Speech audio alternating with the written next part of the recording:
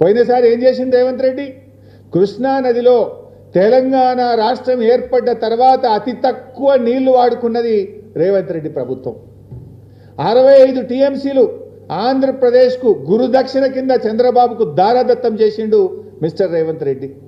ఎందుకు ఇచ్చిన 65 టీఎంసీలు? 34% మనకు వాటా తాత్కాలిక ఒప్పందం ప్రకారంగా ఉన్నది. ఆ 34 కూడా వాడుకునే తెలివి లేదా నీకు? 28% ఎందుకు వాడినావు? 10 ఏళ్ల బీఆర్ఎస్ హయాంలో ఏ రోజు కూడా మేము రేవంత్ రెడ్డి ప్రభుత్వం వాడినంత తక్కువ నీళ్లు వాడలేదు. రేవంత్ రెడ్డి చేతగాంతనం వల్ల, ఈ ప్రభుత్వ నేరపూరిత నిర్లక్ష్యం వల్ల తెలంగాణలో పాలమూరు జిల్లాలో క్రాప్ హాలిడే ప్రకటించి కిందికి 65 టీఎంసీల నీళ్లు అదనంగా ఆంధ్రప్రదేశ్కి ఇచ్చి గురుదక్షిణ చెల్లించుకున్నాడు రేవంత్ రెడ్డి. పోయిన సంవత్సరం అట్లా చేసినావు.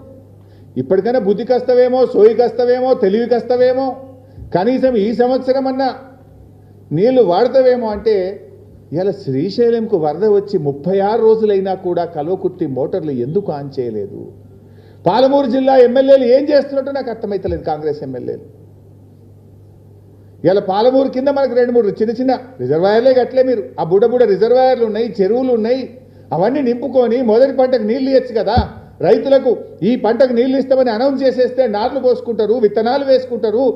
బ్రహ్మాండంగా 3,10,000 ఎకరాల్లో పంట పండుతుంది కదా. Why are you not switching on the motors? ఎందుకు గుడ్లప్పగిచ్చి చూస్తున్నారు? ఏం వరద కనబట్టలేదా మీ కళ్ళకు? గేట్లు ఎత్తి ఇప్పుడు మళ్ళీ నీళ్ళు ఎడిపోతాయి, పులిచింతలా ఆంధ్రాకి పోతాయి, మళ్ళీ కిందికి వదులేనా నీ పనిగా? నీళ్ళు తీసుకునే తెలివి లేదా నీకు?